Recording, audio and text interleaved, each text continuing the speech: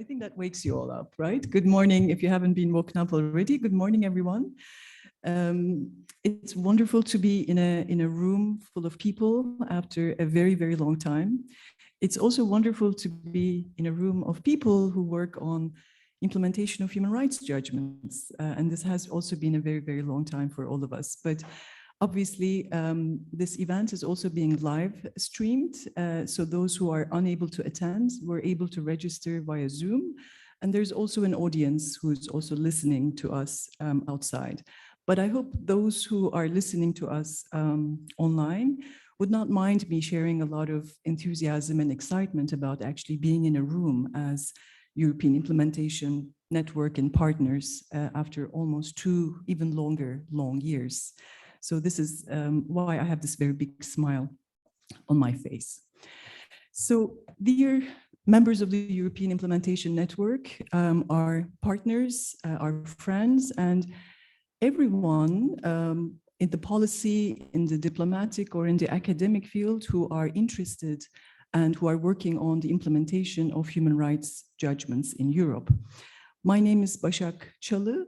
I'm one of the founders of the European Implementation Network and the chair of the board of the European Implementation Network. And I'm really delighted on behalf of our network to welcome you all to this conference. So the title of the conference is Systemic Non-Implementation of Judgments of the European Court of Human Rights. What can civil society do? As you see, the title has 2 big parts. The first part is really trying to point to a very serious problem, which we have discussed in our last General Assembly as the European Implementation Network back in winter, that this is something that we really wanted to talk more systemically about, this notion of systemic non-implementation of judgments.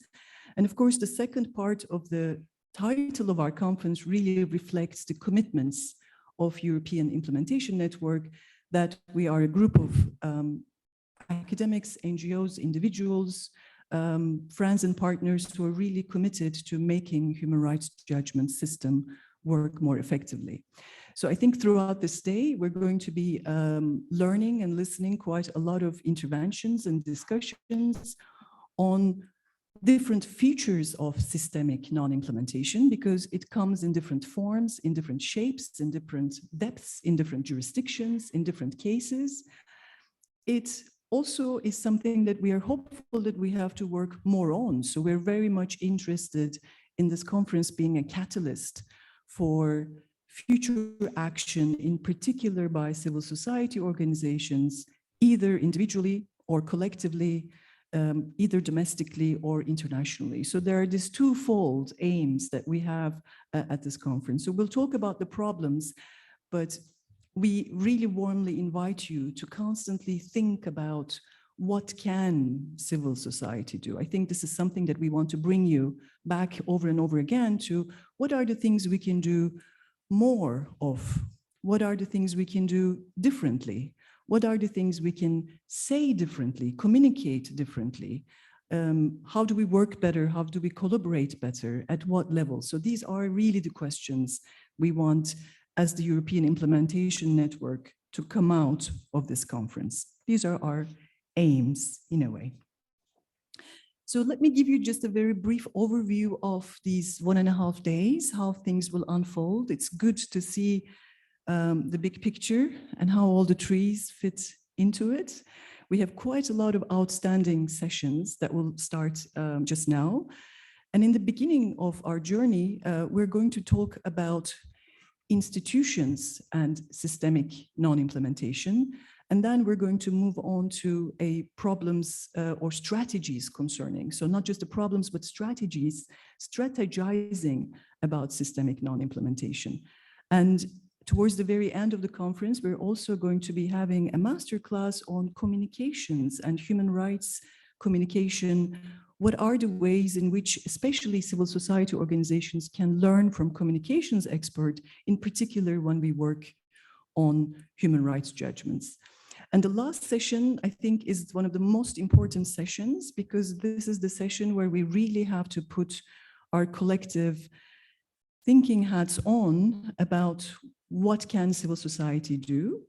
And we use a technique from academia for this.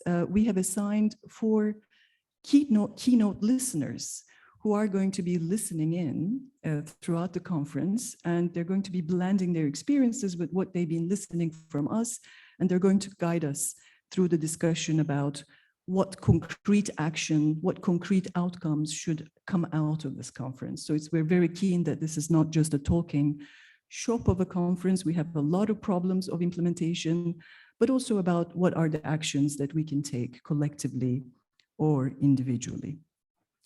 Now, let me just give you a sense of this notion of systemic non-implementation very briefly. If the slides work, we can use them. If they don't work, I think we're all going to be okay also without the slides.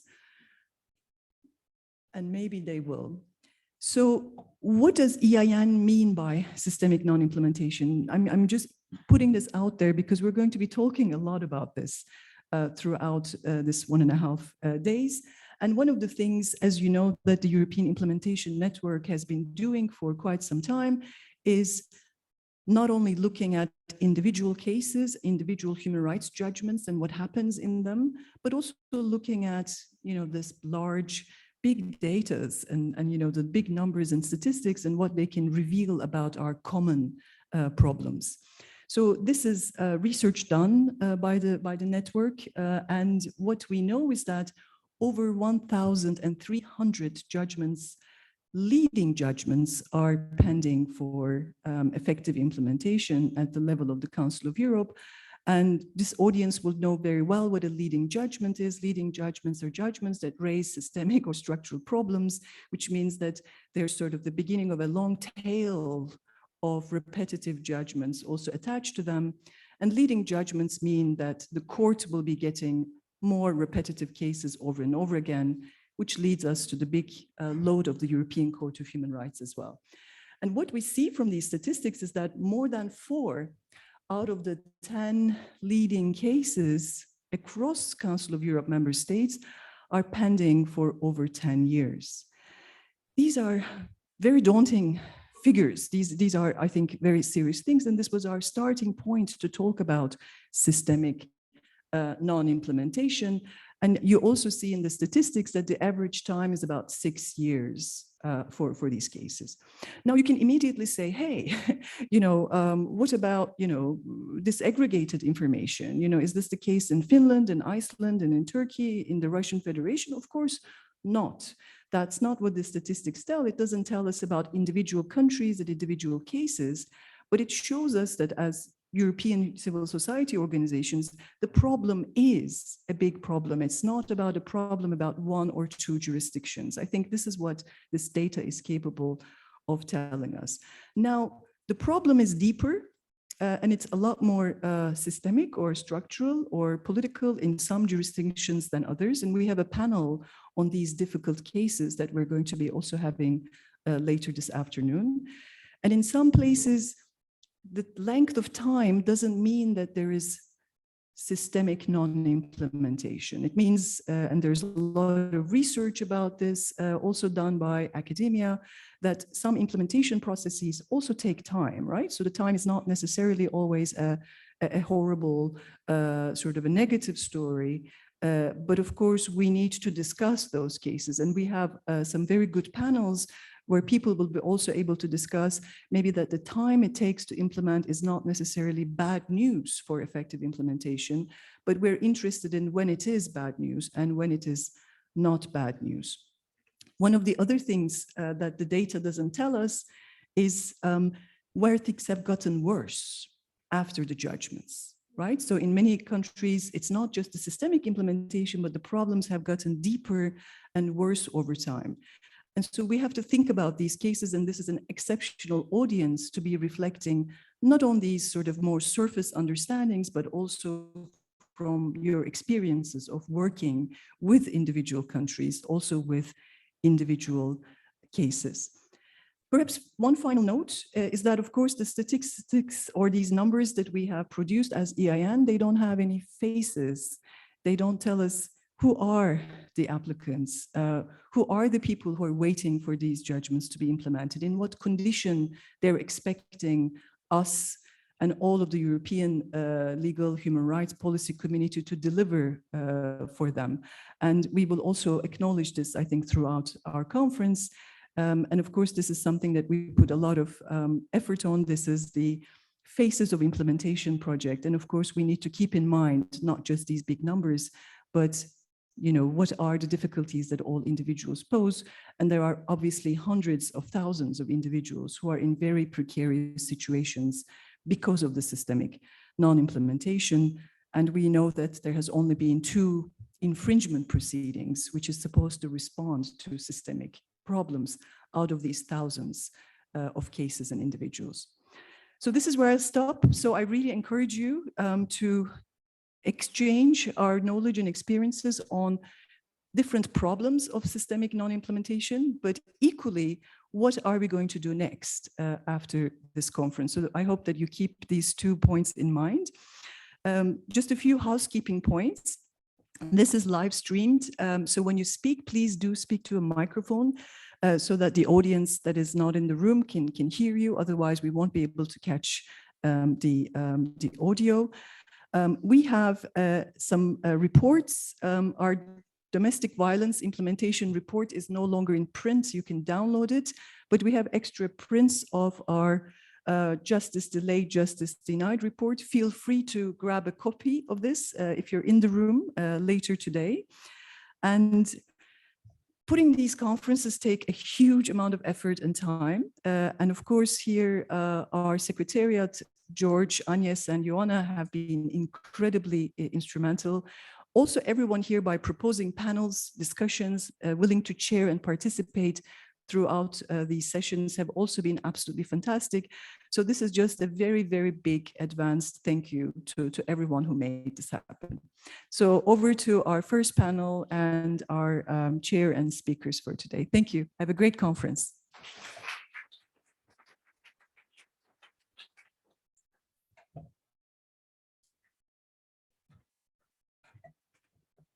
Good morning. May I invite the panelists from the first panel here, please?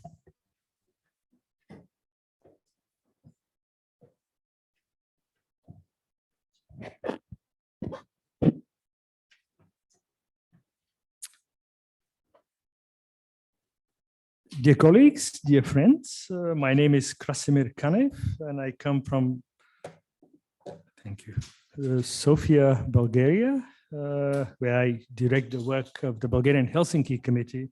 This is a non-governmental organization. And the country from which I come has one of the worst records of implementation of the judgments of the European Court of Human Rights. And this is mostly due to the failures of our authorities to implement these judgments.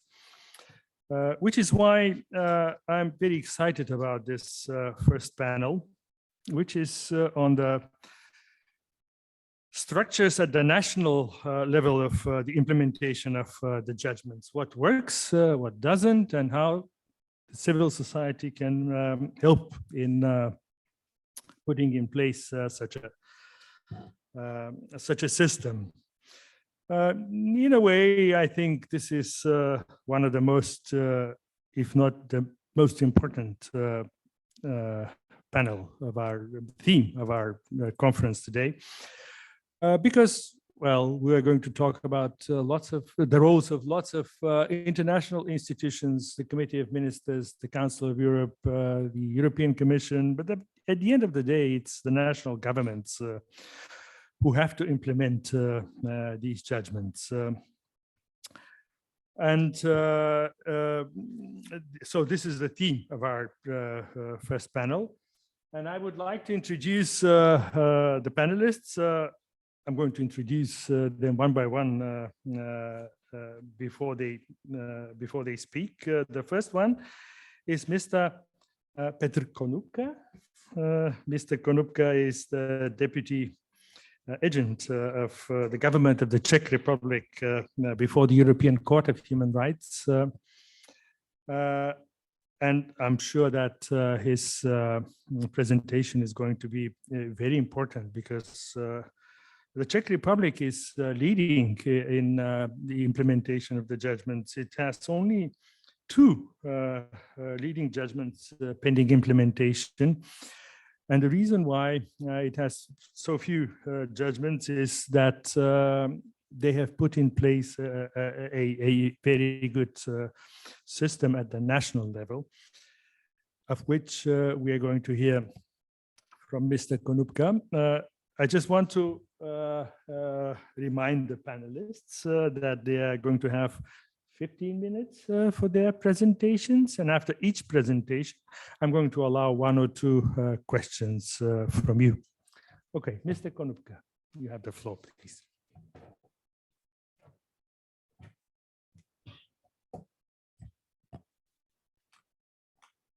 Thank you, Mr. Chair. Good morning, ladies and gentlemen. I also had a presentation, if it's possible to put it. Yeah, it's here. Okay.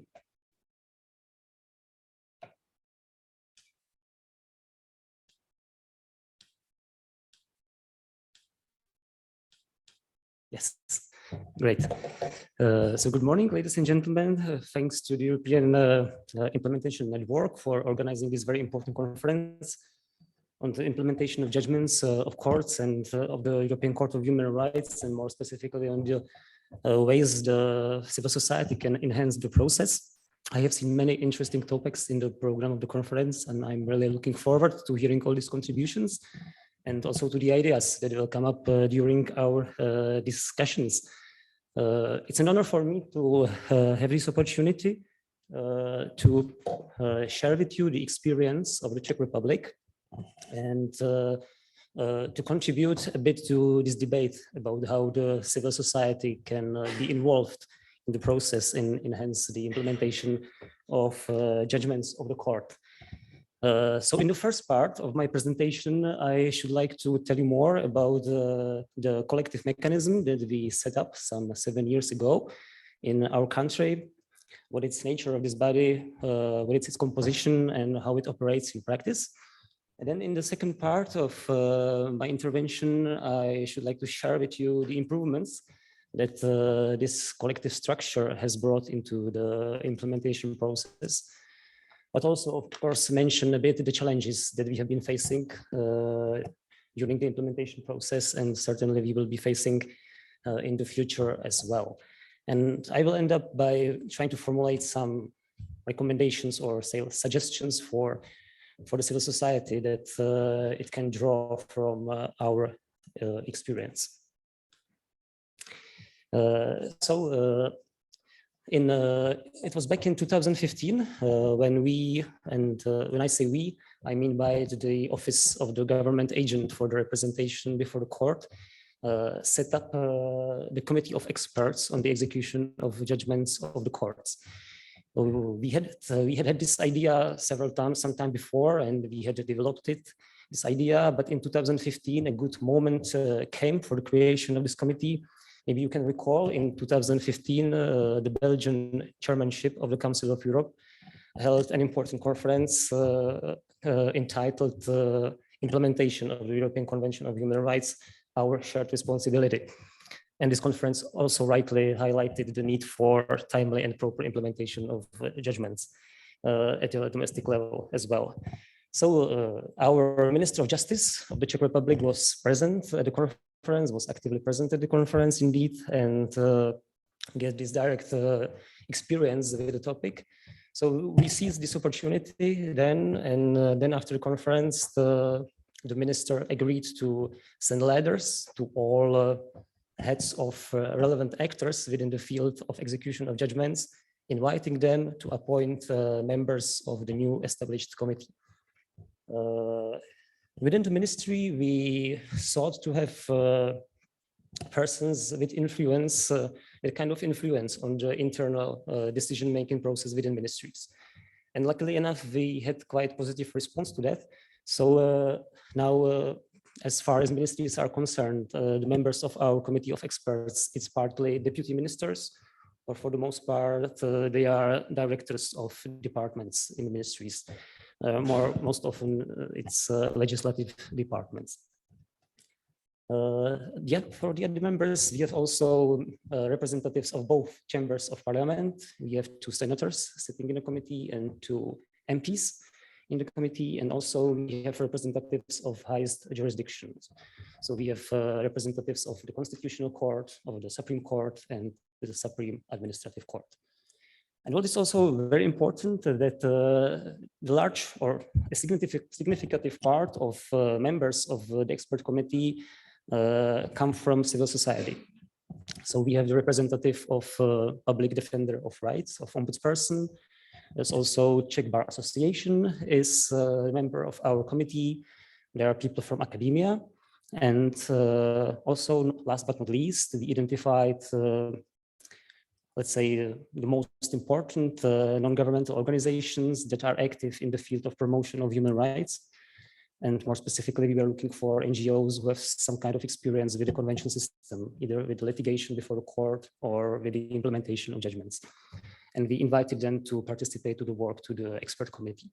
So now we have around 10 people, 10 members coming from the civil society.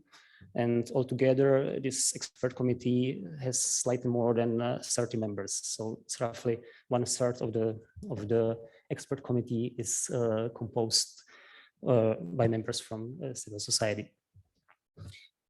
Well, what needs to be highlighted at the beginning is that the expert committee is an advisory body of the government agent. So it has no executive powers. It can not issue binding decisions. It cannot impose anything on any authority, on any ministry. It can only adopt recommendations. And I say only, and it may appear quite weak, but in practice, it's rather respected. And why it is so, and what are the reasons why it's rather respected, I will come to that in a minute when I will talk about the improvements that the committee has brought into the execution process.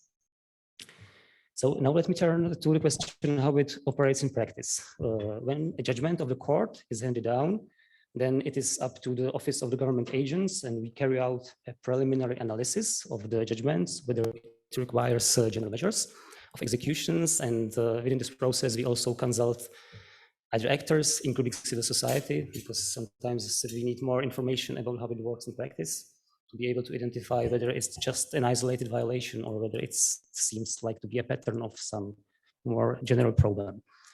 And then with the analysis, we discuss it with the competent ministry, who is responsible for the area that the judgment concerns. And after that, we draw draft proposals of steps that should be taken to execute the judgment. And we put it on the agenda of the expert committee. And then it's during the plenary meetings of the expert committee when the judgment is discussed and it's identified whether general measures are needed to execute the judgment. Of course, when there is no, let's say, disagreement between the competent ministry and other actors, and there is consensus, it goes rather smoothly, and the expert committee endorses the proposal and adopts recommendations for measures to be taken. And then it's up to the ministry to prepare the measures and to adopt the measures subsequently. And in between the meetings of the expert committee, it's the Office of the Government Agent who is in contact with the competent ministry, and we try to make sure that the work is being done, that the work is in progress. And then the report on the progress is prepared and put on the agenda of the next meeting of the committee. Of course, not all judgments are that easy. Many judgments bring systemic issues or more complex issues. And when it's the case, then the discussions within the expert committee often results in an establishment of a working group. It is either a working group within the auspices of the expert committee, or it may be a working group within the competent ministry, with the members of the expert committee being invited to participate in the work of the working group. And then the process is kind of similar. Then the Office of the Government Agents is in contact with the working group and make sure that the work is being done. And then the matter is also put on the next meeting of the committee. So it would be, in general description, how the expert committee works, what is its nature and composition. And now let me turn to some points that I think that the expert committee has brought into the execution process. First, of course, it has brought more expertise and more knowledge to the process of the execution of judgments. It's quite understandable when you put together a broad range of factors, you have broader perspective of the problem and of the situation, and you can more easily find a good solution to the problem. And what is very important is in this aspect is the involvement of civil society, because civil society also often has better knowledge of practice in the field than the state actors do not necessarily all the time has all the information about how it works in practice. So this is a crucial role of civil society. What I would also like to highlight is that the committee increased the transparency and visibility of the process of the execution of judgments. We put all the meeting reports of expert committee and all the background documentation, we put it online. We published it online, so anyone can access all the documents and anyone can have current information on the current state of execution of particular judgment. When I talk about the visibility of the process, I mean in a sense of if maybe a better awareness between the state authorities, what the execution entails. And it's kind of important as well, because when I recall my first case that I implemented, it was some 15 years ago, and the committee didn't exist, and the execution process at the domestic level was based mainly on the bilateral negotiation between us as the Office of the Government Agent and the competent ministry. And so we entered into negotiations with the Ministry of Interior, because it was judgment concerning the immigration detention, and more specifically about the absence of judicial review of immigration detention at the time in the Czech Republic. And so the position of the Ministry of Interior was, okay, there was a case of violation, we will pay just satisfaction to the applicant, and that's it. There is no more obligations for the state stemming from the judgment. So it was kind of, there were two difficulties. One was to persuade them that there is indeed an obligation to adopt general measures, and also to persuade them that it's an important thing, that that's something that needs to be done quite quickly to avoid other violations of the conventions. So I think with the expert committee, this aspect has changed, and now all the actors that are involved are well aware of the fact that judgments of the court may need general measures to execute them. Well, what is also, I think, important is the it's more legitimacy that has been brought to the process. And by that, I mean when we brought together all these actors and everyone can be involved from the beginning on the discussions about the general measures, whether they are needed and what should be their shape. And they have the opportunity to express their opinions and discuss it. Then it's more likely that at the end, that the solution that is chosen will be accepted by more actors than when it's not done in this broad collective. What I think is very important, and it's the fourth bullet, and it's the fact that the committee has brought more weight and, I would say, prioritization to the execution of judgments. And it's maybe the result of this peer pressure that this collective body brings to the execution process. Because when the competent organ, often the ministry, is obliged to present in this committee what it has done or why it has not done anything and what is their plan to do, then it's more likely that they will prioritize this issue, because it's also the aspect that we had encountered before, that maybe they accepted that there is a problem that needs to be solved, but it was not their priority. They told us, okay, we have many other issues to do.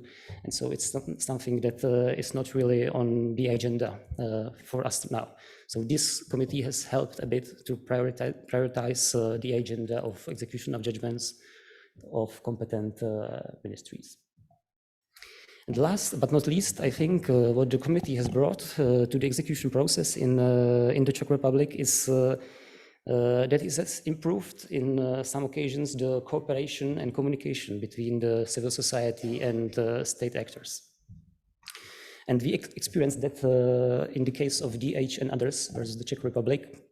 You may maybe know the case that dates back to 2007, and it concerned the issue of discrimination of Roma children in access to education.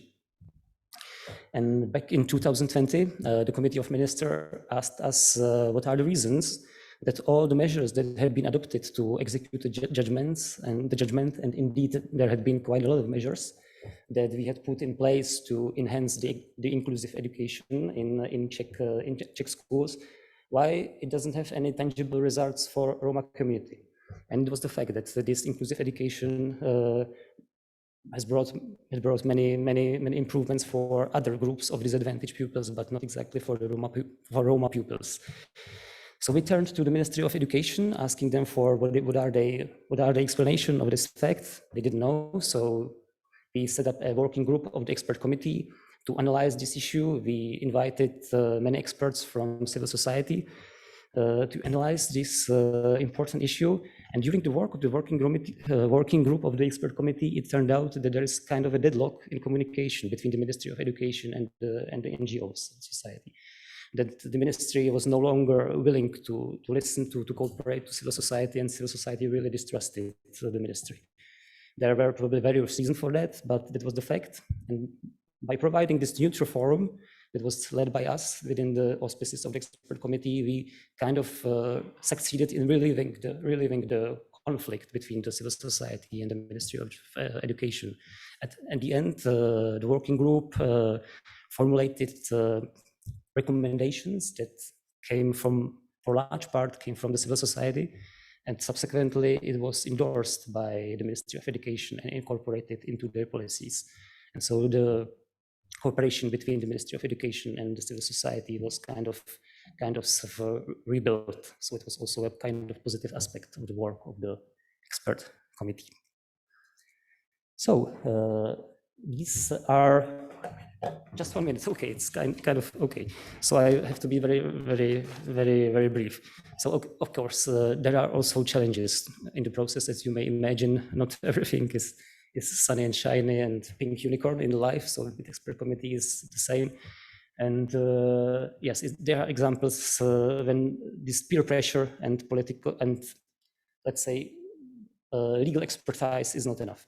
So as you may imagine, this is a situation when the cases brings to light some politically sensitive issues.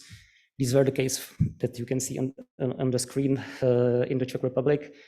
Well, I have only 1 minute, maybe I don't have any time anymore. So I will be really quick on that. So in these cases, we tried to look for another path, how to push things forward, because the expert committee was unanimous. Also, the amendments of legislation has been prepared, but it met with resistance of the government, with the populist government, previous government of the Czech Republic, and then also with the conservative government, which is now in power.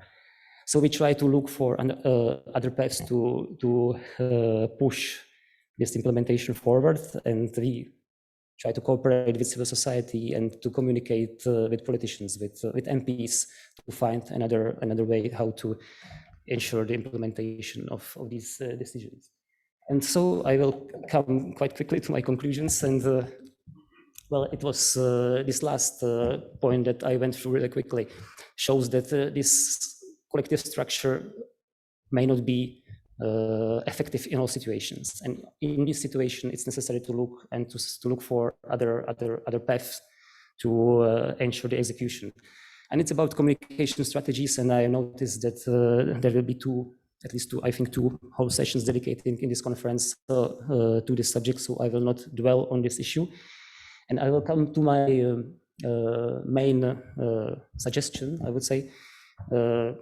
maybe consider advocating for a creation of a similar collective structure in your country, because I think it can really bring many positive aspects to the execution process. It can improve expertise, visibility, legitimacy of the process, and this peer pressure will help to put things forward and execute judgments more speedily.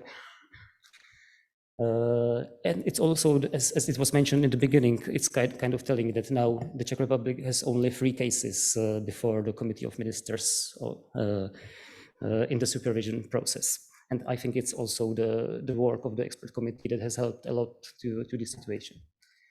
And what you can, I think, certainly do is consider contacting respective offices of the government agent in your countries, because usually the government agents and his or her office is the kind of a positive actor in the field of execution. They are really interested in the convention system and in that it functions effectively. And so it also includes the timely and proper execution of judgments.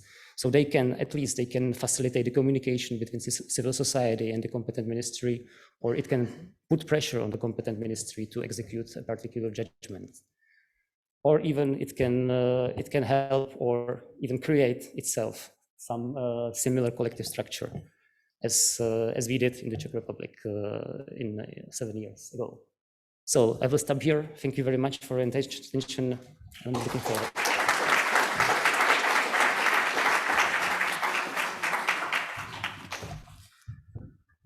Thank you very much.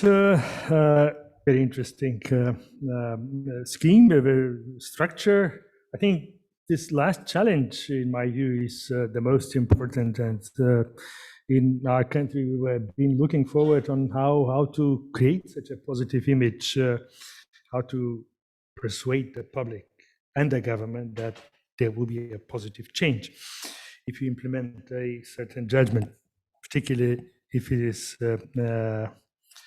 if it involves difficult political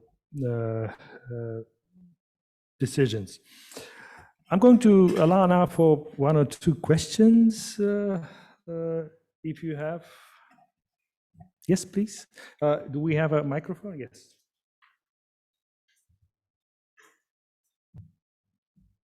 Thank you. Can you hear me? Yes.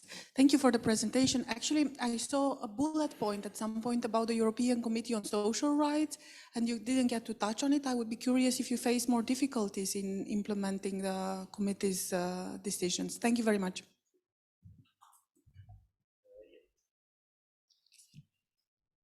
I'm not sure it's working. Yeah, it's working. You can hear me. Okay, thank you. Great. Yes, it's a good question.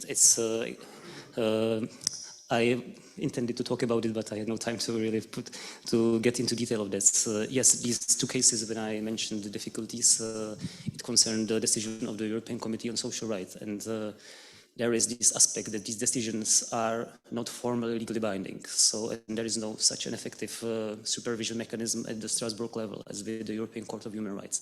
So of course it's more difficult to persuade the government, and it was also exactly the cases that raised sensitive issues. It was the question of legal recognition of change of gender, because the Czech legislation still requires sterilization for that, for example. So yeah, that we really faced.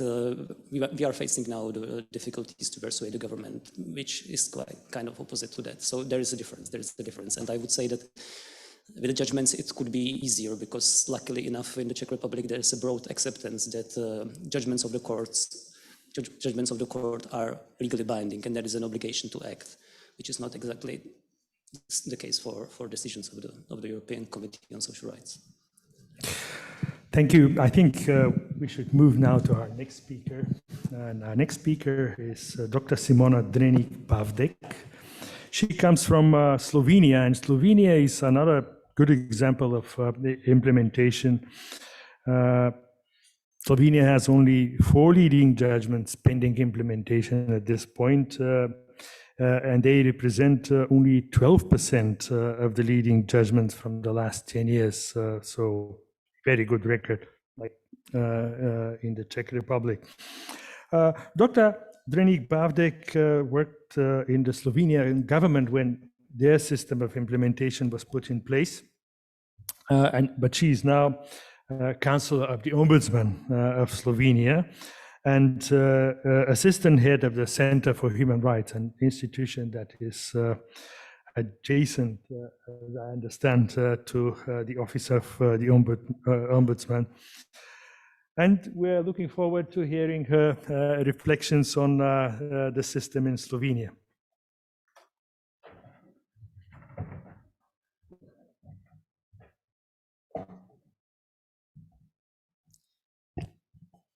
Thank you very much also for the invitation to this important conference and for the opportunity to present Slovenian national experience, or rather a journey from the creation of a political will to establishment of effective mechanism or administrative structure at the national level. Well, the results achieved so far in last few years are, in my view, very positive. From 309 unimplemented judgments out of total of 310 judgments where the court found at least one violation of the Convention against Slovenia. At the end of 2015, the number has lowered down now to 49 in the 2016 and to 12 at the end of 2019. And okay, at the moment we have 6 unimplemented judgments out of together 344 judgments against Slovenia. So 4 are final, and for 2 are we still waiting, but I count them all together. So what happened since 2015, or what happened in 2015? First, I think I would like to point out from a more theoretical point of view, or generally, that there are 2 key elements for the effective implementation of judgments. First is a strong political will, and second, a good administrative capacity. Both, I think, need to be translated from theory to practice. A political will is, of course, a conditio sine qua non for any implementation of the judgments of international courts and tribunals, and, of course, of the European judgments of the European Court of Human Rights, which are not exceptions here. We have a strong Article 46 of the Convention, so from the point of view of the advocacy, we have quite a powerful tool. Well, one might also defer a general political will, which is to respect human rights, to respect the rule of law at the international and national level, to a more concrete political determination to enforce judgments of the European Court of Human Rights. Political will must also relate to every specific implementation of each judgment. So we have a general and specific political will, especially important for difficult cases. However, a second aspect is at least so important as the first one. Especially if you come from small countries, it is important to have and to establish a strong administrative capacity. So this means that when the government or the parliament recognizes a political will, a next question is how we would make this into practice. And I think here is a huge importance of the civil society organizations, ombuds institutions, independent national institutions on human rights, which would need to promote to have strong national implementation through strong national institutions. Of course, there is no blueprint. We have a bit different experience at the national level as our Czech colleague, but a proactive approach in any case is important, and this is in essence that all the important players understand that when we speak about the implementation of the court judgments, we need to enforce not only individual measures like paying just satisfaction, but also to implement general measures, which are at least so important than to implement individual measures, which usually is much easier for the governments or the state to do. So in Slovenia, neither a political will nor administrative capacity developed at once. In fact, I can say we face a process, or rather an evolution, from an ad hoc to a holistic approach, from a specific political will to implement single cases to a general approach established, which was aimed to implement all judgments against Slovenia. So first, there was a political will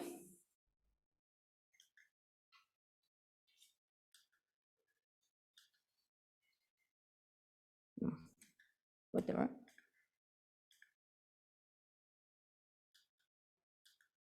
Well, yeah, first there was a political will to implement 3 judgments in 3 very publicly and politically exposed cases.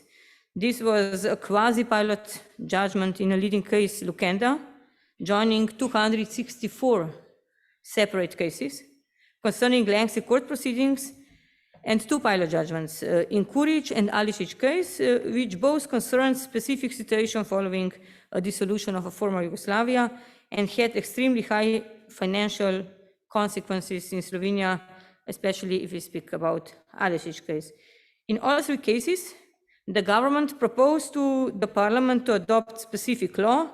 In all cases, ad hoc intergovernmental working groups were established, and in all cases, together, the state paid more 100 million euros of compensations, justice actions, and cost of the proceedings.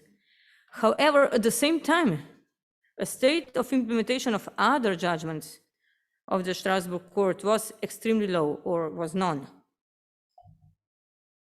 In parallel, it had to be developed a general political will for all the judgments to be developed.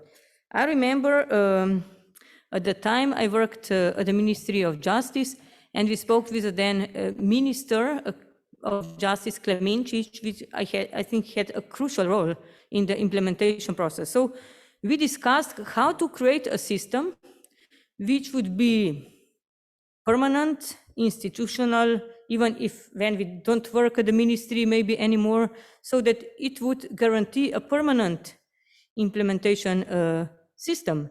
There was a political will which has developed through the pressure of the civil society, through several recommendations of the Ombudsman's office, and at the end of 2015,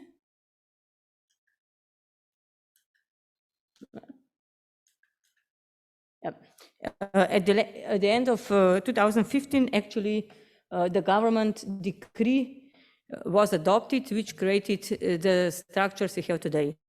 Even before, in 2014, there was a cornerstone of a new system, which was the adoption of amendments to the State Administration Act, which gave the Ministry of Justice a guiding and a coordinating role towards other ministers on the enforcement of judgments of international courts. Before that, in Slovenia, State's Attorney's Office, which acts as an agent before the European Court of Human Rights, had that authority, but basically they did not focus on that. So our experience is a bit different than of Czech Republic. We need to take into account that the governments or the states have also different approaches where the office of the agent is situated.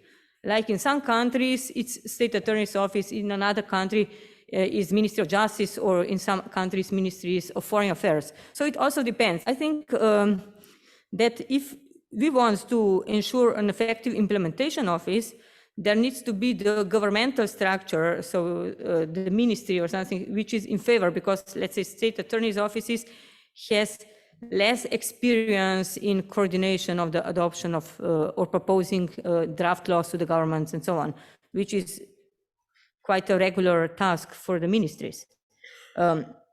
So the Ministry of Justice proposed a decree in which it was a decree of 23rd December 2015.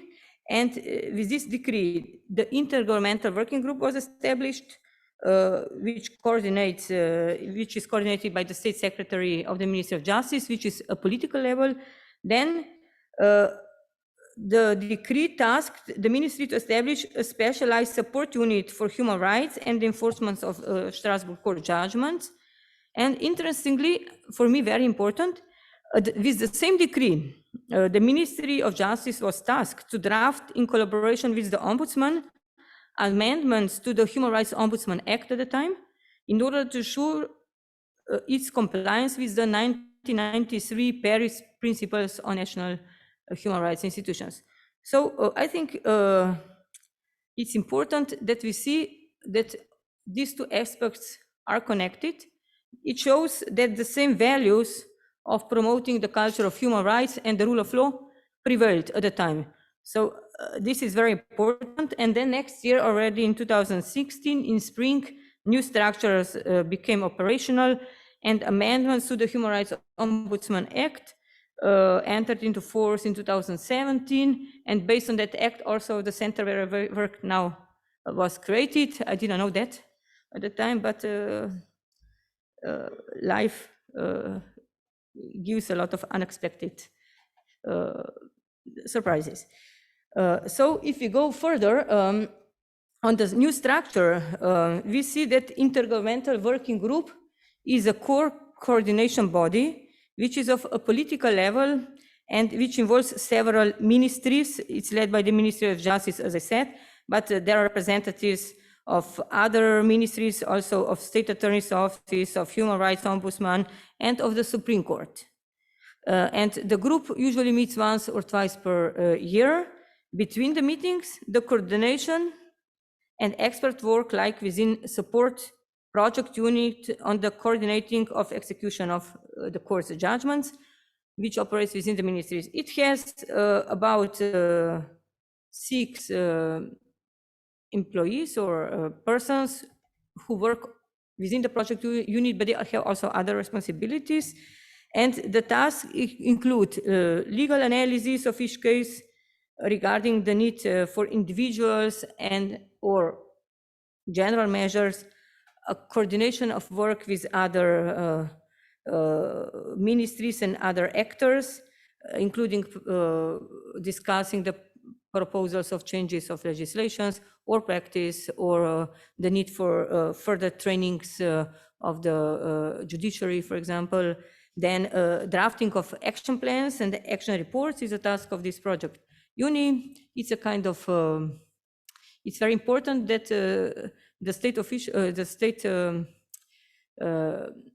officials or the people working on the implementation of the court judgments know or are familiar with what are action plans for and what are action reports, what are general measures, what need to be done to properly implement the judgment. So this is also about training of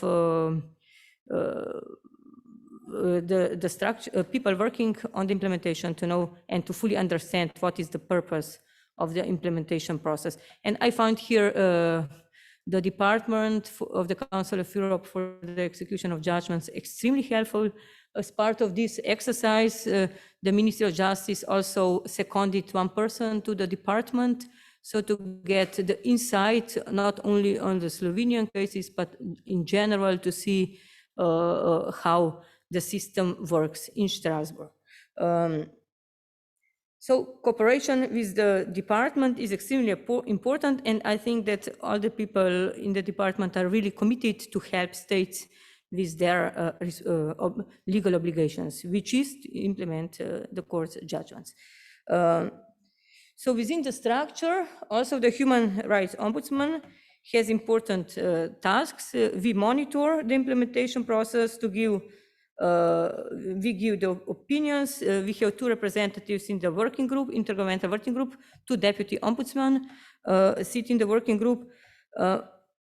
But in practice, we are also monitoring even the already executed cases, because we believe that, like in case Mandic and Jovic, where the government committed itself to build a new prison in Ljubljana because of that judgment, because of the bad prison conditions, still needs to be implemented. So it's also the task for the Ombuds Office to monitor what happens with also already executed cases.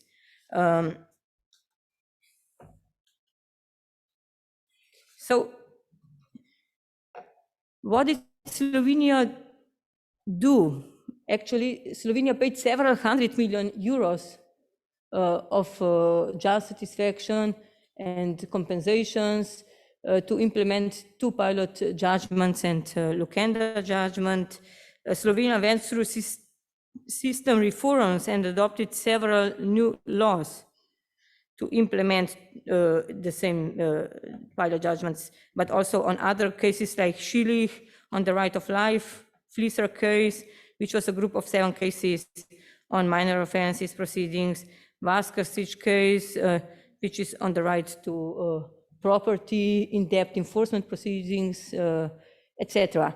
So a lot of structural changes, a lot of amendments to the laws were adopted as part of the implementation of the court judgments. What is interesting is that the whole Slovenian system was adopted by a decree of the government, not by a law itself, but it survived several governments, several very different governments in Slovenia.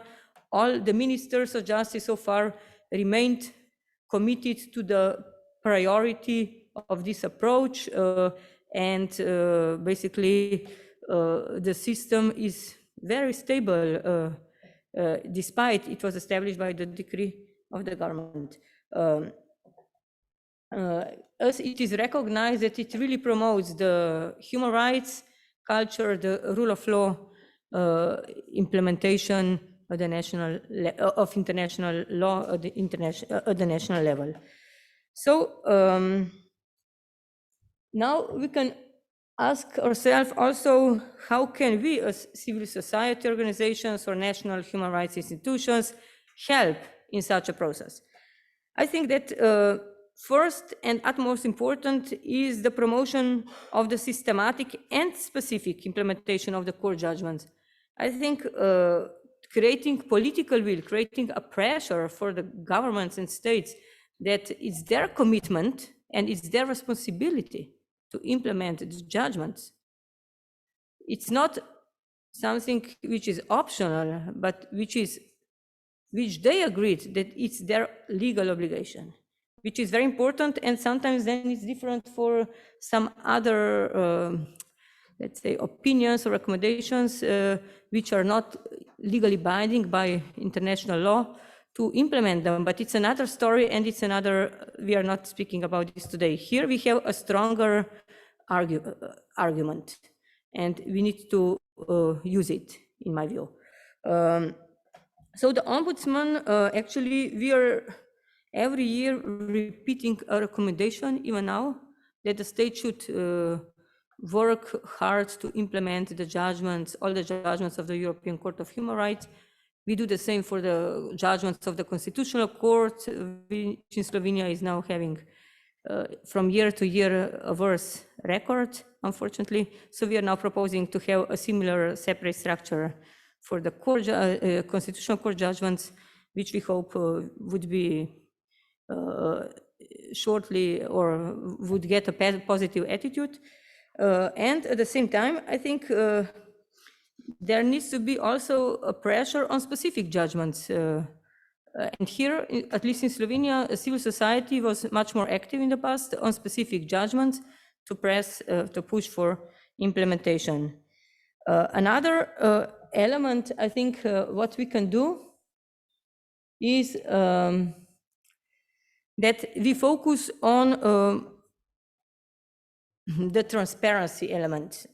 which means we are now, as an ombudsman, proposing to the government that all the action plans and action reports which are placed on the website of the government and are pretty well transparently available should also be translated into Slovene language, because now they only exist in English language because they are sent to Strasbourg in English. I think it's important because, like the court judgments, we advocate, of course, to be translated in national languages. I think the same should be for action plans and action reports, so that they're available to each individual, irrespectively of whether they speak English or not, but they should be available in national languages. Maybe just another element, we have the honor to be, as the European Network of National Human Rights Institutions, involved into the preparation, into the work of the drafting group on enhancing the national implementation of the system of the European Convention of Human Rights within the ECtHR. And here we are just now in the process of finalizing the draft guidelines of the Committee of Ministers to member states on the prevention and remedying of violations of the European Convention of Human Rights. And here a draft guideline also promotes, a stakeholders' participation in the execution process. However, we have been concerned by the conditional and vague language adopted by the draft guidelines with regard to the need for state authorities to actively engage with NHRIs and civil society at the national level at the earliest possible stage. I think that civil societies, society organizations, also NHRIs, ombuds institutions, other institutions should be at the national level engaged into the implementation process as soon as possible.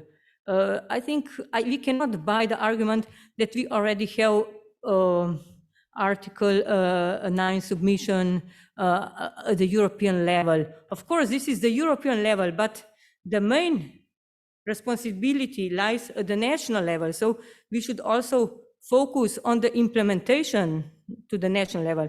Of course, if it is not successful, it always remains this last possibility, but it should really be the last possibility. It should not be for civil societies to engage with the implementation process. It should not be the only possibility. And with this, I would like to conclude my presentation, and I would be happy to answer any questions. Thank you.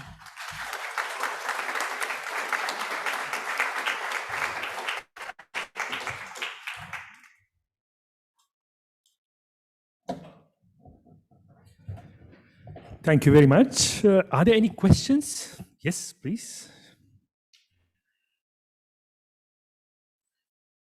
It's one thing to adopt measures, but the question is what happens afterwards and whether they really work.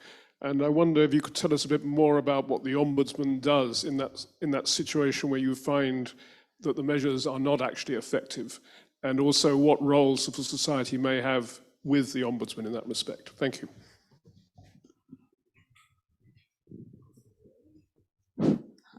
It works. Well, actually, the Ombudsman has some limited powers, but it has the powers to recommend, to make recommendations. And for example, just in the last annual reports to the Parliament, which was just submitted to the Parliament some 10 days ago, one of the recommendations we made was that in specific case, Crimes versus Slovenia, the Institute for Pensions and Disability Insurance should, in decision-making, take into account this judgment, because we found out that despite the judgment was formally implemented and the final resolution of the Committee of Ministers was adopted, in practice, in the proceedings, the rights or the convention is still violated. So we are now advocating in this concrete case that they should take into account the findings of the judgment. Then there are other examples. where we also advocate, as I said, we are monitoring what would happen with the building of a new prison in Ljubljana, because this was a commitment of the government when closing the case, etc. But I have also another concern that actually at the European level, we lack a mechanism of reopening the already closed cases from the viewpoint of the implementation. So I'm very much advocating that we should think actually how to do that, because sometimes at the glance it looks that adopted new legislation would work, but then even after 10 years, it shows that the problems are still there, or smaller scale or even at larger scale. In Slovenia, we had one case of Kuric. It's one of the pilot cases where we still find some so-called erased persons, even after many years after even the case was closed by the final resolution. So a question raises, so what happens? What should be done? So maybe for vast majority of individuals, the adopted measures were effective, but proper implementation means that the violation as such does not exist anymore. So that maybe some changes would still need to be done. So we can make as civil society or as ombuds institution recommendations to the government to make such decisions, but sometimes it's difficult because the government response would be, but why are you complicating? The case is already closed by the final resolution and the Committee of Ministers already recognized that the judgment is implemented. So I'm wondering whether it would be somehow useful to have a kind of a possibility of systematic reopening procedure after some time to review some cases, especially pilot judgments and so on. I know there was one case, but it was of an exceptional nature. I think, in my view, I strongly believe there should be established such a system. There's no procedure of reopening, but if you have a similar subject matter in another case, nothing would prevent the Committee of Ministers to look into this subject matter anew, basically. Any other question?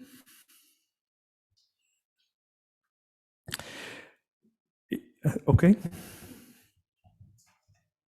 Good morning. It's okay. Good morning. My name is Geneviève Mayer, and I'm working at the Council of Europe. Just on this last intervention concerning the reopening of a case, it has always been the case that a case which was closed can be reopened.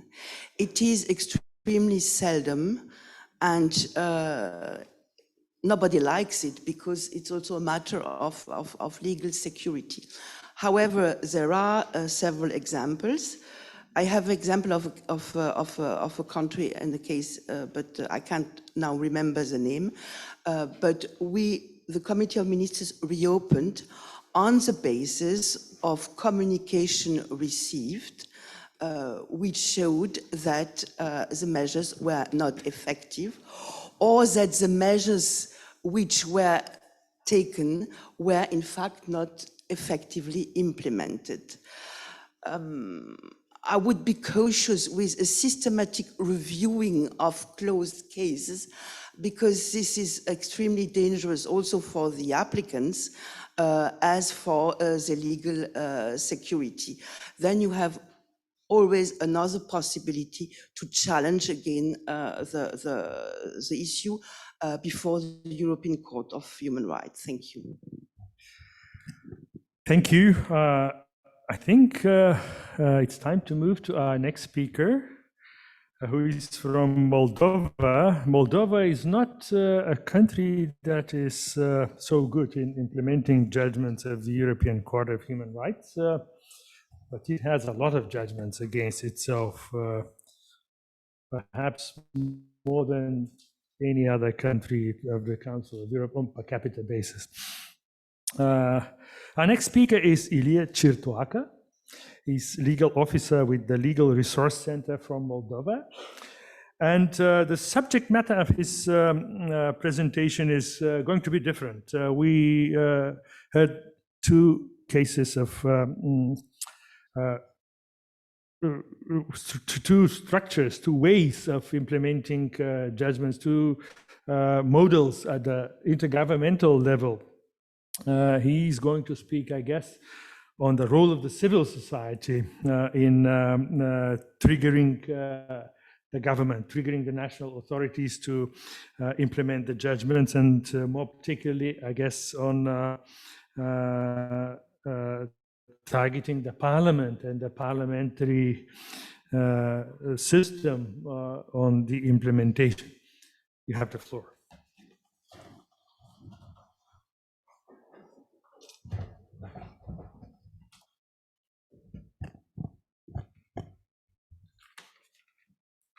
Good morning, everyone. It's a delight, pleasure to be here and speak in the name of my organization. So I'll speak a few words about Legal Resources Center and then cut to the chase.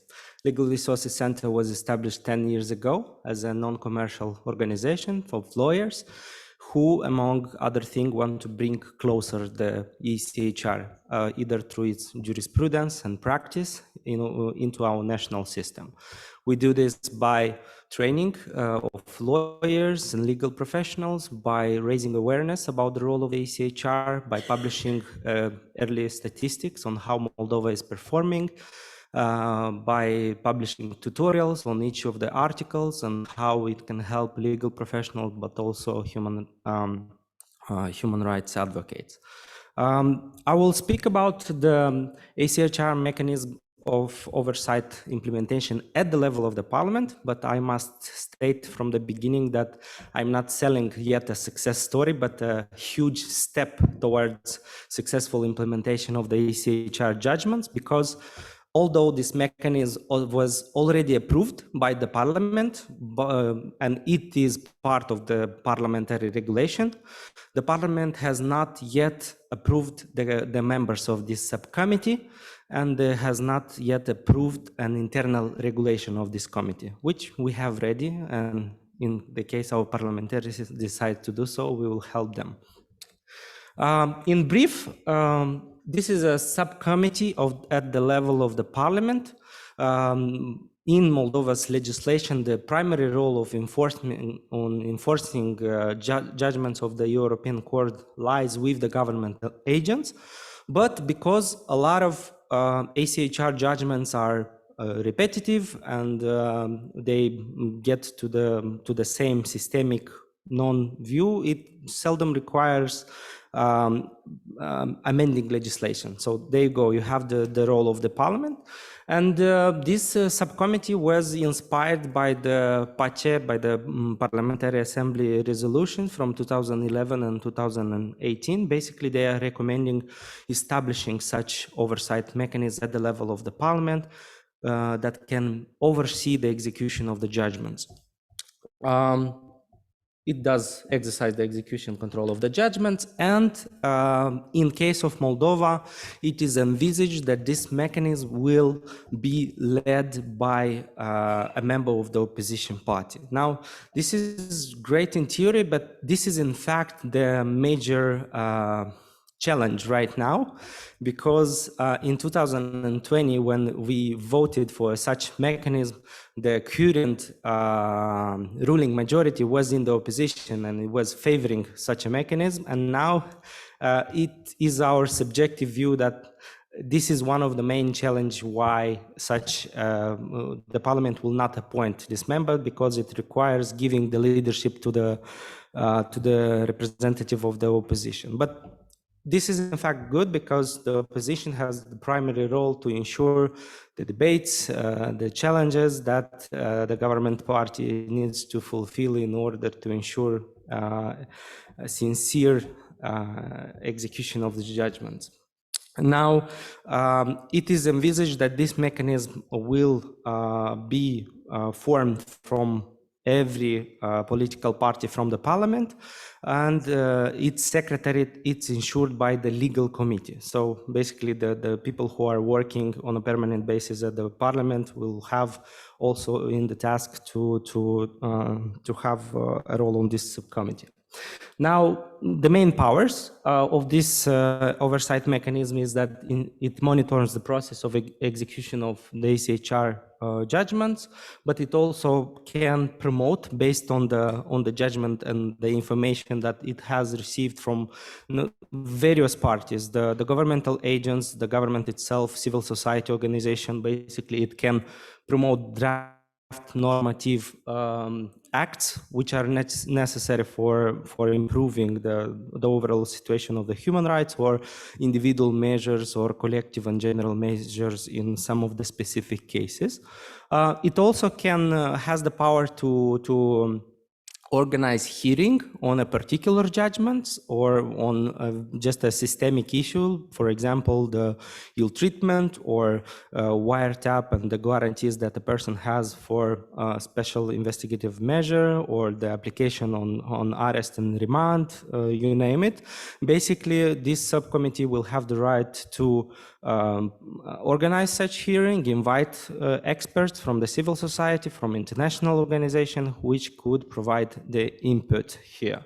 Last not the least, they need to, at the end of each year, this subcommittee is mandatory to provide a report, which is providing measures also to the parliament, but to the other authorities like the Ombuds Office or the government, the governmental agent, on how we are doing with the implementation of the judgments of the European Court. Now, it was mentioned before that Moldova has a track record of many judgments against it, and this is in fact true. And I will now go into speaking how it was possible, and this is in fact one of the arguments how it was possible to establish such an oversight mechanism in Moldova. Basically, the first point will be the role and the standing of the ECtHR in Moldova. We have more than 500 judgments, and per capita we have more judgments against Moldova than countries as Germany or Spain. But also there is a standing role of the ECtHR in the national system. Basically, it is perceived not only by the general public, but by the lawyer community, by a lot of stakeholders as an effective mechanism, because, well, it provides monetary compensation among others, but also in specific cases, it allows for reopening the procedure, or basically just having amendments to the legislation in order to avoid violation in the future. So this is a great role in how it was possible and how civil society intervenes here. Basically, together with our colleagues from other organizations, we try to keep the presence of the recent judgment under the loop of the government, but also through mass media. We organize each year in January, after the official statistics of the courts are published, we organize in one day or two a conference. We try to debunk and explain the numbers, how we stand, what is the evolution, what are the new trends and the new judgments which came, and we basically make together with our colleagues through press conference, we try to bring this into the public agenda. How it was possible, another role was hard facts and figures, and this is very easy. Just to illustrate, just in 2021, the ECtHR has ruled in 2 judgments, and each judgment was providing for 2 million euros. So this is a huge amount for the Republic of Moldova, and basically the Ministry of Finance has to find in 6 months this money. So this brings a lot of public discussion: who is responsible, what are the mechanisms to ensure that maybe we get the money from the ones who are responsible or not. But in any case, the hard facts and figure provided by the ECtHR each year in terms of Moldova helps to bring this awareness and to speak not only about rights and violation, which is of course important, but how we as a society can perform better in the future. There is a legal and CSO community support because through the donors and through the development partners of Moldova, gradually the role of the ECtHR has increased. Basically, we have a lot of, well, not a lot of, but for Moldova, we have quite a few organizations quite active in this field who are helping not only through strategic litigation but also through alternative submissions to the Committee of Ministers on groups of cases. Basically, we try to do research on data on how our government performed after a specific group of cases or judgment was issued, and what are the measures we try to complement our authorities and basically say, well, this is our homework, this is what we need to do, and this was not done yet, maybe. And of course, the media campaign and coverage is very important. And of course, here we are trying to collaborate with journalists who are involved in, well, who write about human rights, about good governance, and basically we try to debunk not only the penalty which Moldova has to pay, but also the general and individual measures which need to be done in order to enforce a judgment, because this is very, very important. There is a question of ownership, and here, of course, in order for this mechanism to be efficient, the ownership needs to lie on our parliament. We as civil society organization can only provide good peer pressure, but in the end, and at the beginning, this mechanism was established in this in such way that it can receive expertise from civil society, and we will be trying to help with the establishment of the regulation, with the annual reports, but in the end, if the ownership needs to stay with the parliament in order to, for this mechanism to succeed. Now I was asked by the organizers to provide a few lessons learned, and please don't believe them by heart, but this is something which we with colleagues try to put together, and in case of Moldova it proved effective. Basically establish good relationship with the authorities, and this doesn't mean we have to be very good friends with them, but this mechanism was established back in 2020 when Moldova was led by a majority composed from parties with left and socialist wings and together with former communists. So basically, this is not an excuse. If you prove the hard facts and arguments, this should not be a problem. Now we have a more pro-European, pro-reformist government. However, it was rather challenging to convince them so far to establish the members of this subcommittee, but it is work in progress. Also, speak their language. Basically, just to illustrate two examples, Moldova now, together with Ukraine and Georgia, wants to be granted candidate status, and one of the preconditions in order to do that is basically that our human rights record is doing better.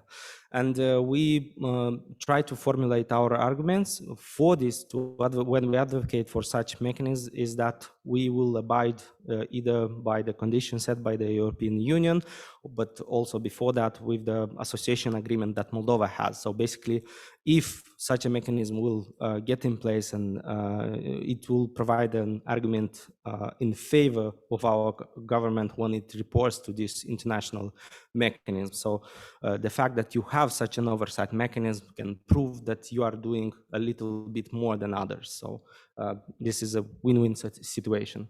Be concise and convincing, of course, speak with true arguments. We measured that we have success when our data is relied on hard facts and figures. So we basically try to come up with research reports on how Moldova has been doing with the statistic on arrest on remand, how we connect that to a group of cases which is pending now on enhanced or normal execution process, and we try to strive and to highlight how this will help in order to for our human rights record to go down. The media can be helpful, but not always. As mentioned, it is a news of the week when each Tuesday big judgments of the ECtHR comes, and it provides for 1 million or 2 million euro. But it's very important for us to explain to our fellow colleagues, journalists, why, besides the penalty, what are the individual measures which were prescribed or afterwards, which are prescribed by the in the Committee of Ministers resolution. So in this way, we try to organize offline meetings with journalists on the Chatham House rules, and we basically talk about this judgment, how what it means, what needs to be done, and how they can write about it more than in the amounts of the euro that Moldova has to pay. Explain the benefits, and I already stated here. Basically, when you state to the Ministry of Finance that if you have this oversight mechanism, probably, and it will implement specific measures into the legislation, it can avoid that later on they will try to find money from the state budget to pay the compensations.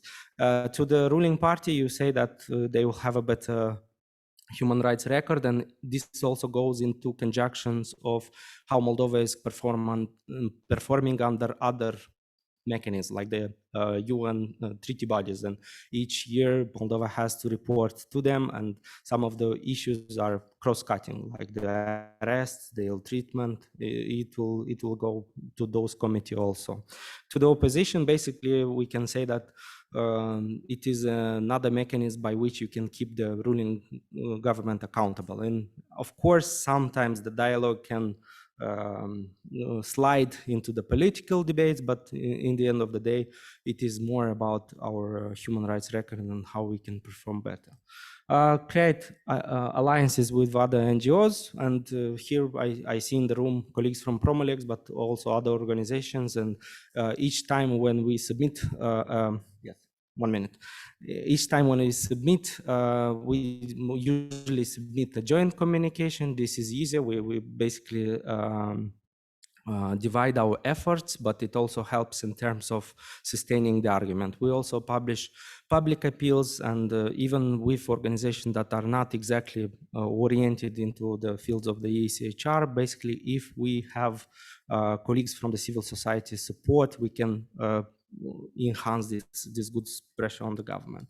Last but not least, connect the development partners. At least in the case of Moldova, this is very effective because usually the development partners are here to help Moldova thrive, and they are helping with technical assistance, but also with support to civil society. And in the case of the oversight mechanism at the level of parliament, they can be they were very effective in helping civil society. Well, basically all of our efforts are supported by them, and usually Moldova performs better when it has conditionalities when receiving support from the European Union or Council of Europe. So this connecting with the development partners help. Here, a practical exercise, also what we do with, as we do with fellow journalists, we try to establish informal discussions twice a year with the development partners, sort of like offlines, and we discuss, including about the ECtHR, what needs to be done, how we can make some measure in order to improve our human rights record. I will stop here, and I'll be gladly to take any questions or comments. Thank you.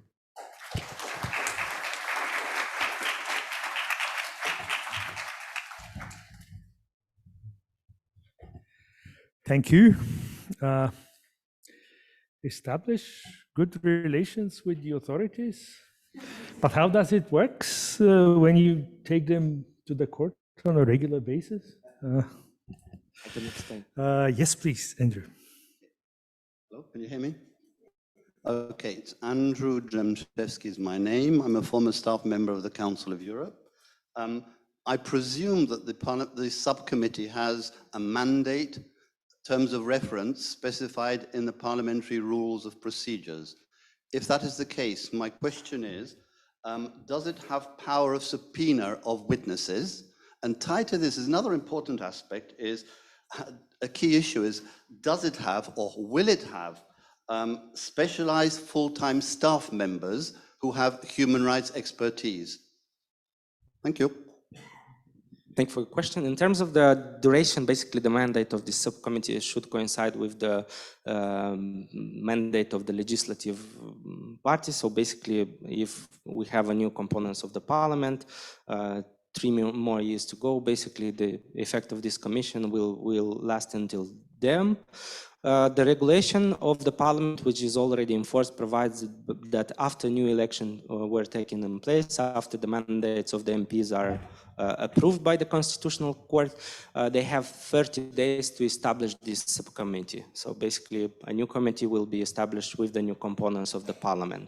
In terms of the subpoena, the rules, the regulation established that it can, this committee can act through inquiries and solicitation of information, which are mandatory for each authority that receives this request. Basically, it has the powers to receive such information. Now, very good questions on the components. Basically, the legal committee has a secretariat of no more than 13 or 14 people, but they have all other duties as well.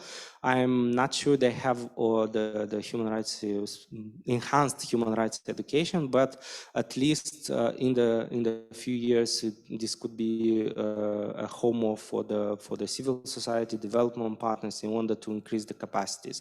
There are majority of them, well, I know them, the majority of them are lawyers by profession, but not exactly are with the expertise. Yeah. But to subpoena witnesses, this is always a problem with parliamentary committees. Well, I can only tell you what it's in the regulation. In practice, of course, I hope this will be enforced. The committee has this right to organize the hearings. And in the hearings, I'm not sure they have the rights to sanction someone if they did not present. But usually there is an experience of the parliament to have special commissions for other things like the banking fraud or some investigation, and usually they act with the help of some other authority like the intelligence service, the Ministry of Internal Affairs. There were cases where they subpoenaed someone and they didn't come. So in short, they do not have the legal powers to come somebody by force. Thank you. I think we should move to our next speaker, who is Dr. Alice Donald, and her presentation will be on the parliamentary monitoring mechanisms, I suppose, in a wider perspectives, opportunities, challenges, lessons learned. Dr. Alice Donald is Associate Professor of Human Rights at the Middlesex University in Britain. And we are very much looking forward to hearing from her experience and knowledge. Thank you.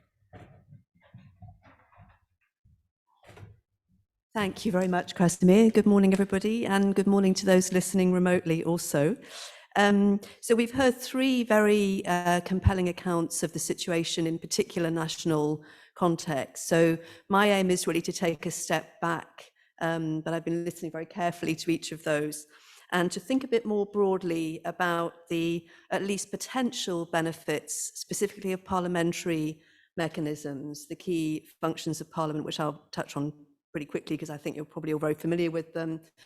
And then really the aim is to think a bit more in more broad brush terms, I guess, about the limitations of working with parliaments and resulting recommendations for civil society.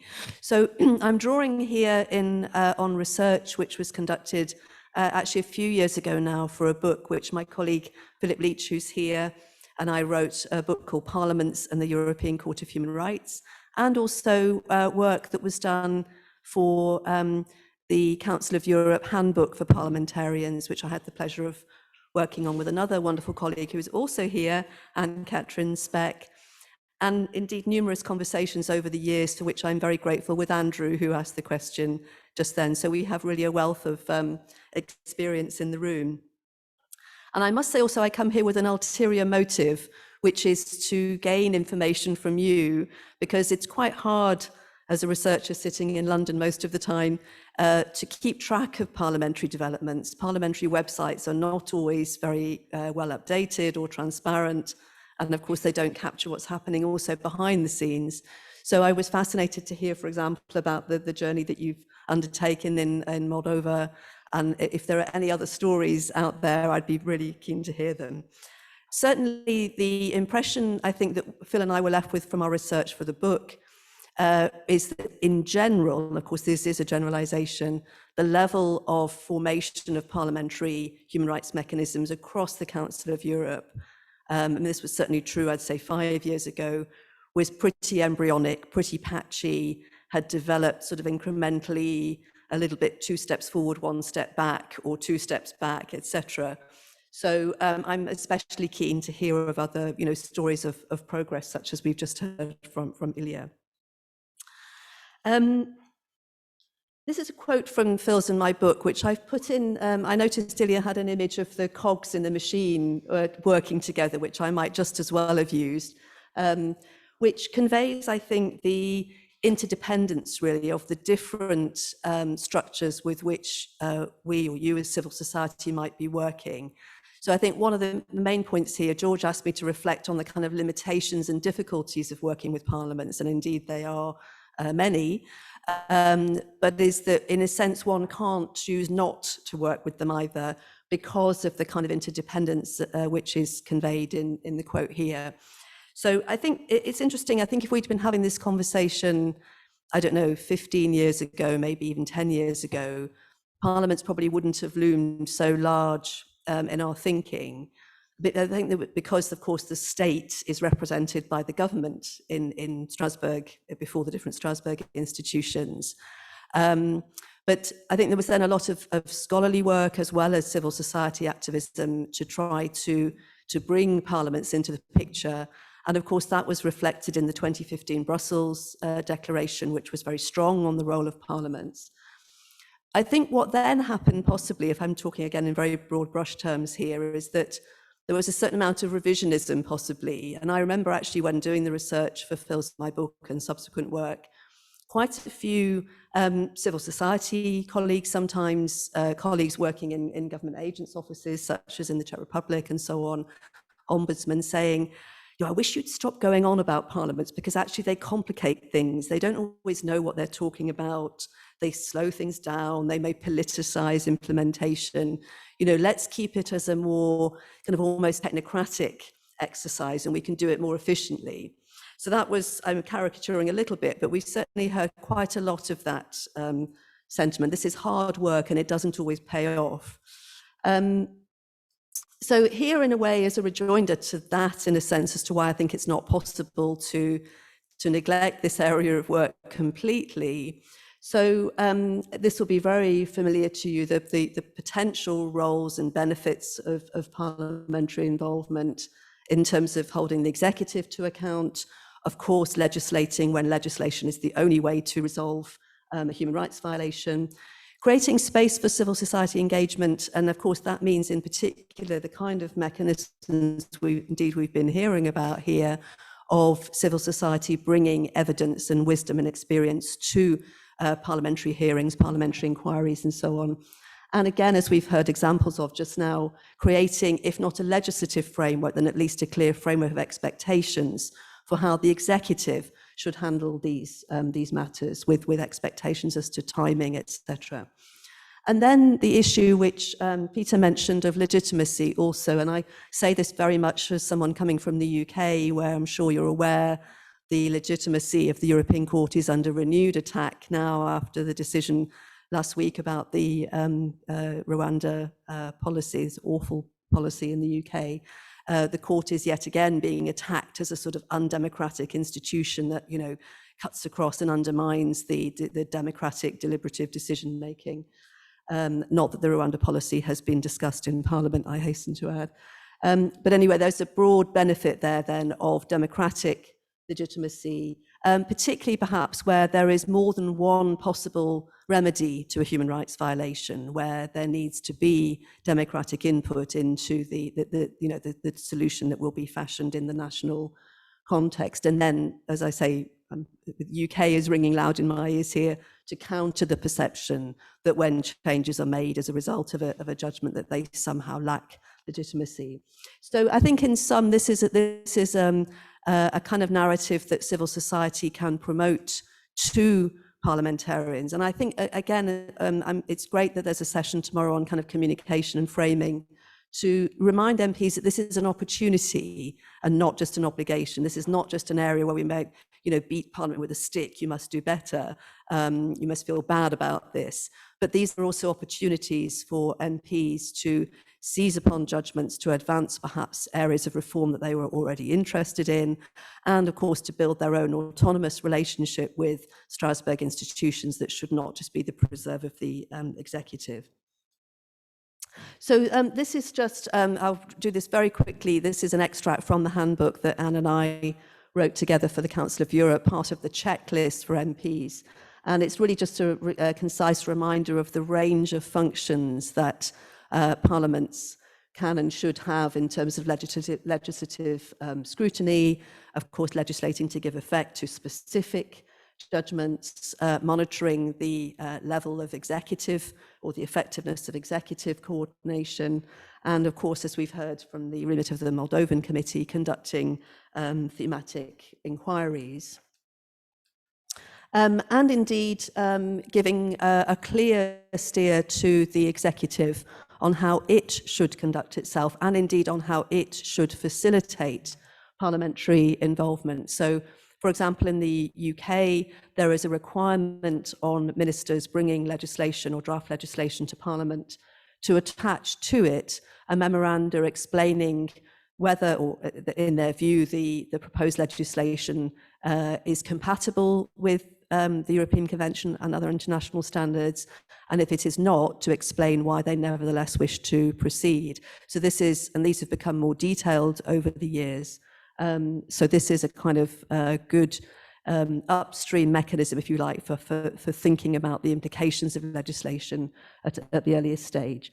And then I think it's probably fair to say that more than half of governments now across the Council of Europe, that's a very rough estimate, do produce an annual report of some kind to Parliament on execution. One thing that we have promoted is the idea of action plans and action reports produced, of course, by the government to be shared with Parliament at the same time as they're sent to the Committee of Ministers. I also very much like Simona's idea of those being translated, or at least some of them perhaps, being translated into national languages. And indeed to involve parliamentarians as far as possible and to reflect parliamentary engagement in those action reports and action plans.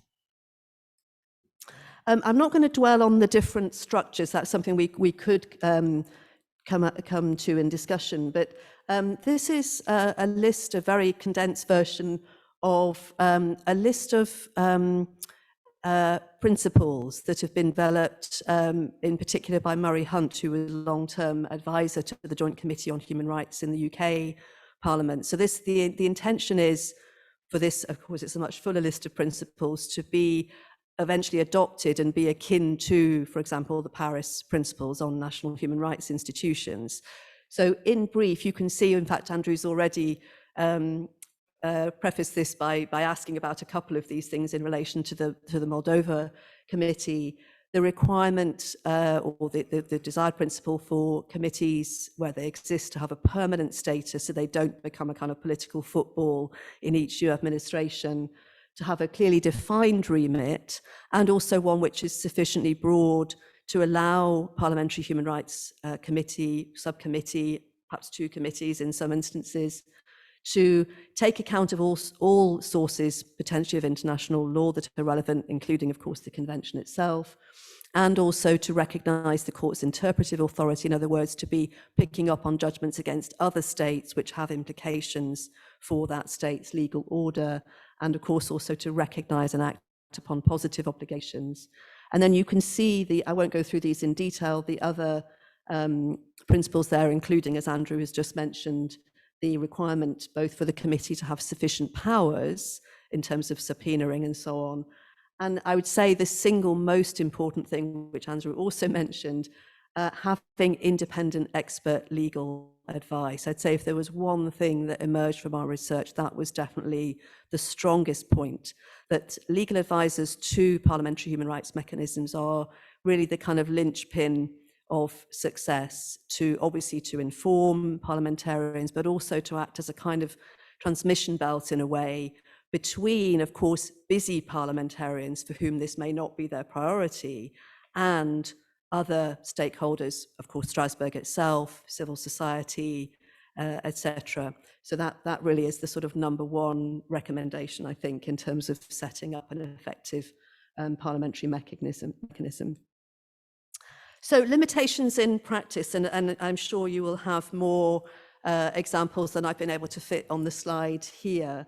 I mentioned that where those principles are not met, in particular where committees don't have a permanent status or a clearly defined remit, that they can become either a political football with each new administration, and I'm indebted here to the Georgian Young Lawyers Association. I'm not sure if there's anybody there here from Gaila, but George kindly conveyed by email to me an update from them where exactly this had happened, that there were two possible lead committees and there was a certain amount of game playing, it seemed to me, reading between the lines, as to which one it was going to be in each new parliament. Likewise, or similarly, mechanisms being set up, but then falling into disuse somehow. So a report is made to Parliament, but it's not debated, for example. And then an egregious example of a parliamentary subcommittee that was set up in Poland, not unlike the one that Ilya described in Moldova, through brilliant work of the Helsinki Foundation in Poland. And within less than 2 years, it had disappeared completely. Of course, there is the problem that all of the frailties that parliaments have generally will also affect their human rights work. So where strong party discipline, for example, may cut across effective implementation, or indeed the prevalence of discriminatory attitudes, which perhaps were at the root of a particular violation in the first place. And I'm thinking there, off the top of my head, as an example of the appalling behavior of the chair of the Human Rights Committee in Georgia in relation to the non-implementation of the EIN Conference judgment on homophobic and transphobic hate crime.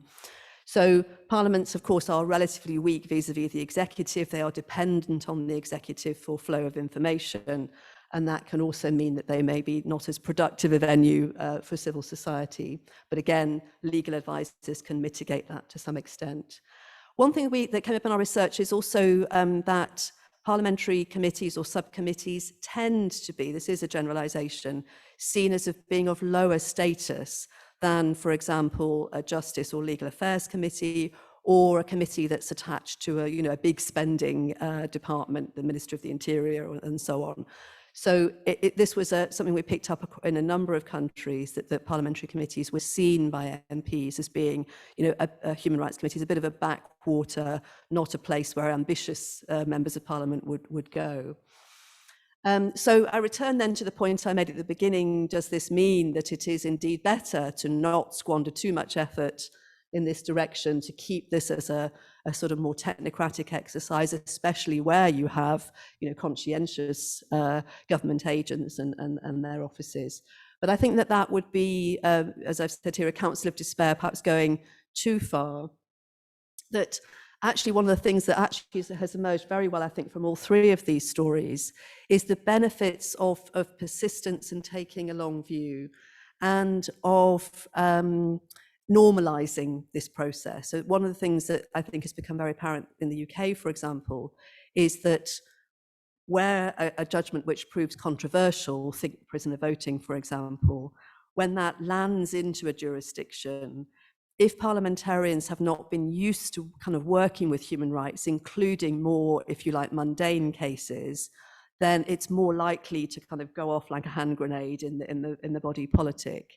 So I remember having a very interesting conversation with Murray Hunt, who I mentioned, vis-a-vis the Joint Committee on Human Rights in the UK Parliament, and how important it was, he thought, for MPs also to be told when the court had found no violation against the state, to have this as a more normal more routine part of politics, so that when more politically sensitive judgments kind of land, that there's something to catch them, if you like. Yeah.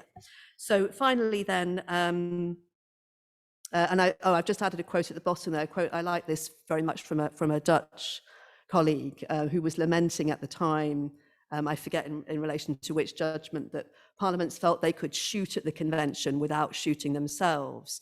But if they'd been more involved, more invested in it, then they wouldn't be so critical. That was just a more eloquent way of saying what I've just tried to convey. So finally, some recommendations, and these overlap very much, I'm glad to say, I think with the ones you were making, Ilya. To educate parliamentarians about, as I said in the beginning, not just their obligations, but also to almost to turn those into the opportunities that they also are, as well as informing them through case briefs and so on about specific cases selectively. And then the idea of cultivating allies, I think another abiding theme of our research has been the role of individual agency at sometimes. We're of course concerned about, you know, structures and context and these wider issues, but there are moments when individual parliamentarians, MPs, senators or whatever are able to kind of unlock the door in a way. So I think cultivating relationships, I'm sure everybody does this, I'm preaching to the converted here, I'm sure, in relation to identifying those individuals who may be able to help kind of unlock the door. Through the means that I've suggested there. And then I think the other sense in which we shouldn't see parliamentary and executive involvement as kind of either ors is that often the improvements in executive coordination, reporting, sharing action plans and so on have come through parliamentary pressure and indeed, of course, civil society pressure. So these are in a sense two sides of the same coin. And I've ended with indeed a call for the examples exactly that we've been hearing about here, this more multi-agency approach where everybody is sitting around the table. So I will leave it there. Forgive me if I've gone a little over time, and be very happy to answer any questions. Thank you.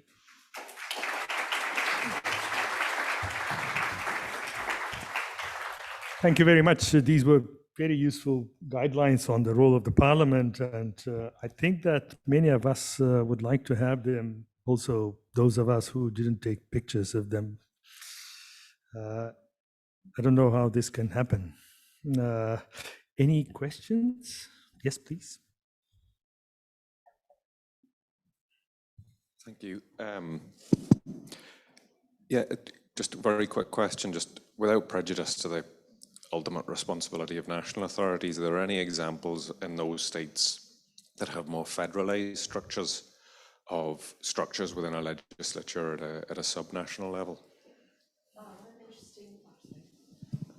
Yeah, what an interesting question. Thank you. Yeah, we've certainly looked into the implementation of judgments in Belgium, for example, with its federal structure.